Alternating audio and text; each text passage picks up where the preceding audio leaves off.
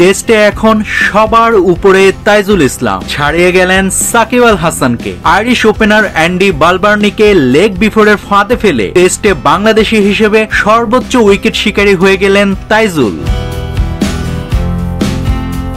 সাকিব আল হাসানের test wicket সংখ্যা 246টি, যা এতদিন কোনো বাংলাদেশির জন্য ছিল সর্বোচ্চ। আয়ারল্যান্ডের বিপক্ষে প্রথম ইনিংসে 4 উইকেট নিয়ে সে রেকর্ডে ভাগ বসিয়েছিলেন তাইজুল। তাই আজ আইরিশদের বিপক্ষে দ্বিতীয় ইনিংস শুরুর আগে আর মাত্র একটা উইকেটের অপেক্ষা ছিল তাইজুলের। সে অপেক্ষার প্রহরটা শেষ করতে তাইজুল সময় নিলেন মাত্র 3 ওভার। বালবার্নির উইকেটটা নিয়েই সাকিবের রেকর্ডটা একান্তই নিজের করে নিয়েছেন তাইজুল। এরপর তিনি ফেরান আরেক ওপেনার পল স্টার্লিংকেও। তাতে এই রিপোর্ট লেখা পর্যন্ত তাইজুলের উইকেট সংখ্যা দাঁড়িয়েছে 248টি। প্রথম বাংলাদেশি হিসেবে টেস্টে 250 মাইলফলক ছুঁতে আর মাত্র 2টি উইকেট দরকার তাইজুলের।